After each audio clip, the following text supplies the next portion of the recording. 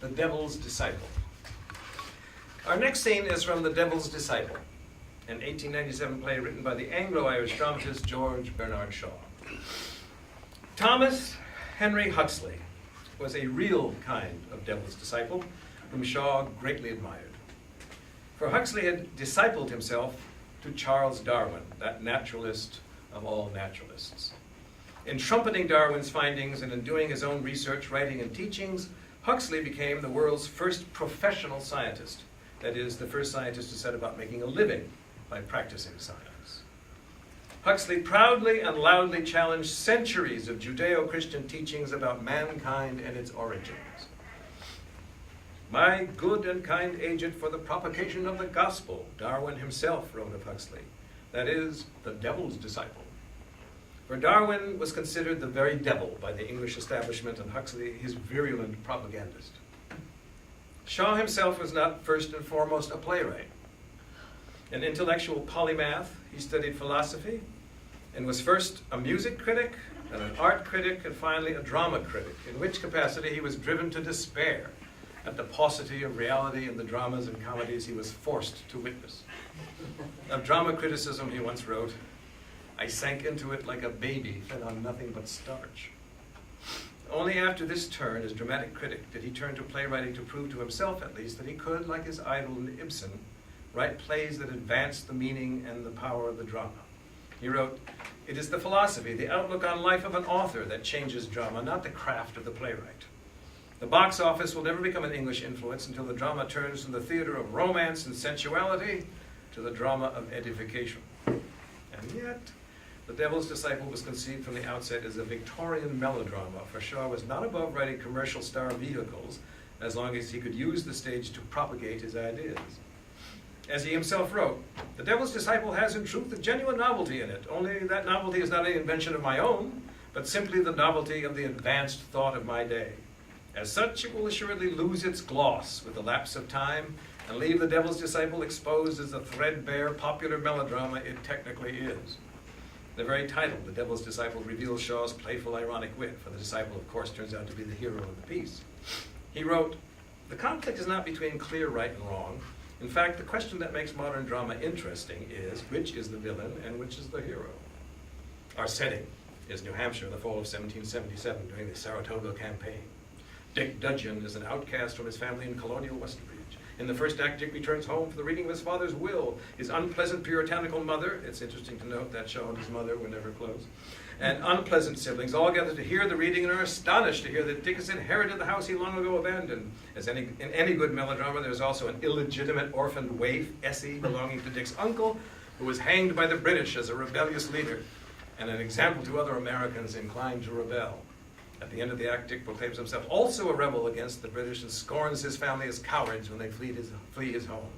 He warns the minister Anderson and his young, beautiful wife Judith that the approaching army hanged his uncle because they believed him to be a man of highest respect, and that Anderson himself will be the next example set in Westerbridge.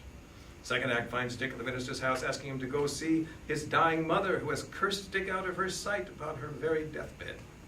Young Judith, who fears and despises the devil's disciple, nevertheless begs him to stay with her until her minister husband returns. But before he can do so, the British army arrives to arrest the minister, and mistaking Dick for the minister, hauls him away. Dick allows them to take him away without revealing his actual identity. He swears Judith to secrecy lest her husband give the secret away and expose himself to arrest. Anderson returns, finds his wife in a state of great agitation. He demands to know if Dick has harmed her. Breaking her promise to Dick, Judith reveals that soldiers came to arrest Anderson, but Dick went in his place. Anderson is stunned. He grabs all his money and a gun and quickly rides away, ignoring Judith's appeals. Judith believes her husband to be a coward, while Dick, whom she despised, is a hero. The last act opens as Dick is being held for court-martial and execution at the British Army headquarters set in the town hall. Judith visits Dick and asks to be present at his trial. He allows it as long as she promises not to speak.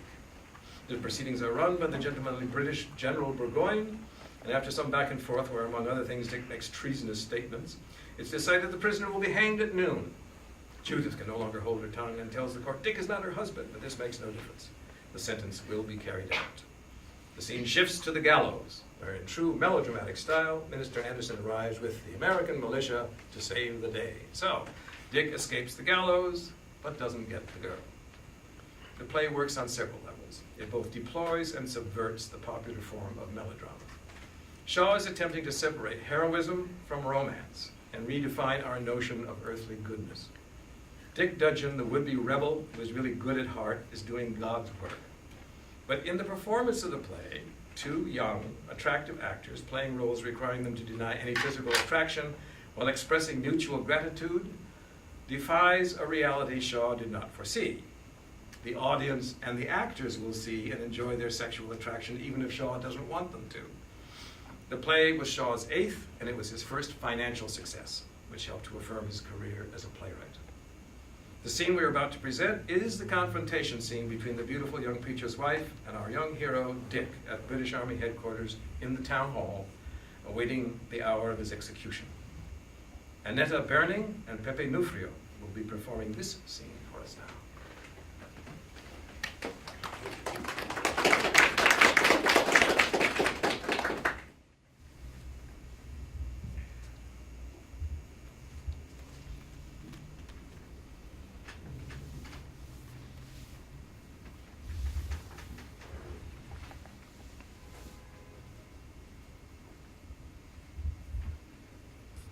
Mrs. Anderson. This visit's very kind of you. And how are you doing after last night? I had to leave you before you recovered, but I sent word to Essie to go look after you. Did she understand the message? Don't think of me. I didn't come here to talk about myself. Are they going to? At noon. Punctually. At least that was when they disposed of Uncle Peter. Is your husband safe? Is he on the wing? He is no longer my husband. Huh? I disobeyed you. I told him everything. I expected him to come here and save you. I wanted him to come here and save you. He ran away instead. Well, that's what I meant for him to do. What good would his stain have done? They'd only have hanged us both. Richard Dudgeon. On your honor, what would you have done in his place? Exactly what he has done, of course. Why will you not be simple with me? Honest and straightforward. If you say you're as selfish as that, why did you let them take you last night? Upon my life, Mrs. Henderson. I don't know. I have been asking myself that question ever since, and I can find no manner of reason for acting as I did. You did it for him, believing he's a more worthy man than yourself. No. That's a very pretty reason, I must say, but no. I'm not so modest as that. It wasn't for his sake. Was it for my sake? Well, you had a hand in it. It must have been a little for your sake. You let them take me at all events. Do you not think I've been telling myself that all night?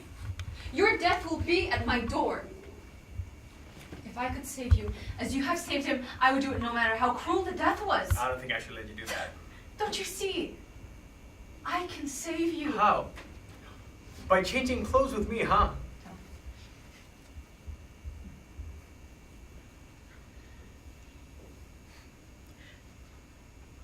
No, by telling the court who you really are. No use. They wouldn't spare me, and it would only spoil half his chance of escaping. They are determined to cow us by making an example of somebody at that gallows today. Well, let us cow them by showing that we can stand by one another to the death. That is the only force that can send Burgoyne back across the Atlantic and make America a nation. What does all that matter?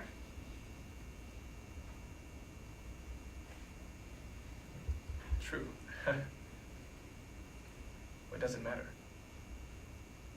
What does anything matter? You see, Mrs. Anderson, men have these strange notions, and women see the folly of them. Women have to lose those they love through them. They can easily get fresh lovers.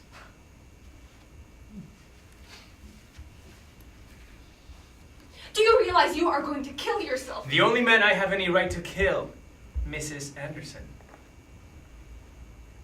Don't be concerned, no woman will lose her lover through my death. Bless you. Nobody cares for me. Have you heard my mother's dead? Dead. Heart disease. In the night. Her last word to me was her curse. I don't think I could have borne her blessing. My other relatives will not grieve too much on my account. Essie will cry for a day or two, but I provided for her. I made my own will last night. And I. You. Yes. Am I not to care at all? Not a scrap. Oh, you expressed your feelings towards me very frankly yesterday. What happened may have softened you for the moment, but Mrs. Anderson, you don't like a bone in my skin or a hair in my head. I shall be as good a riddance today at 12 as I would have been at 12 yesterday. What can I do to show you you are mistaken? Don't trouble. I'll give you credit for liking me a little better. All I am saying is that my death will not break your How heart. do you know?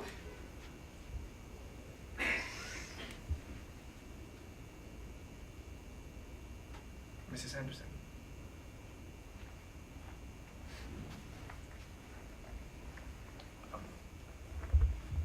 They'll be here presently.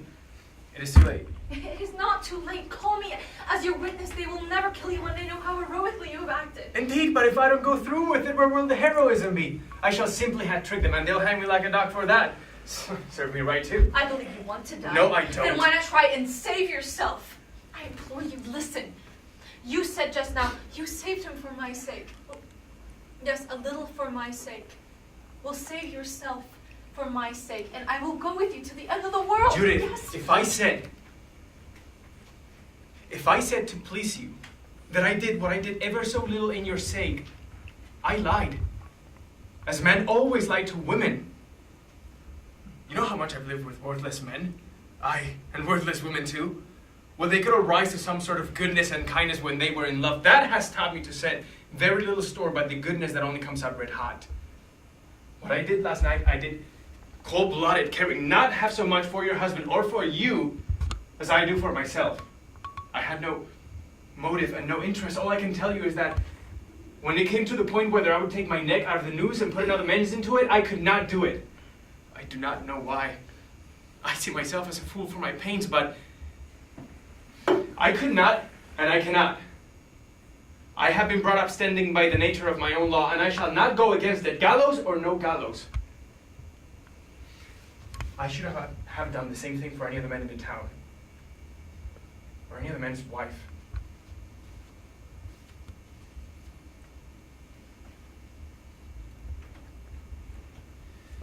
Do you understand?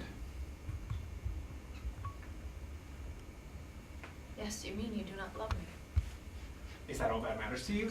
What more? What worse could it mean to me? One moment. Hush! Come in. Time's up, sir. Quite ready, Sergeant? Now, my dear. Only one more thing. I beg, I implore you, let me be present at the court today. I have seen Major Swindon. He said he should allow it if you ask it. You will ask it. It is my last request. I will never ask you anything again. I beg and pray it of you.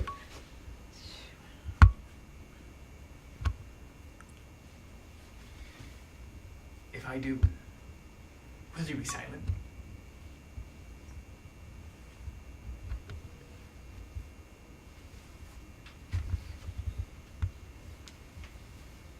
Scene.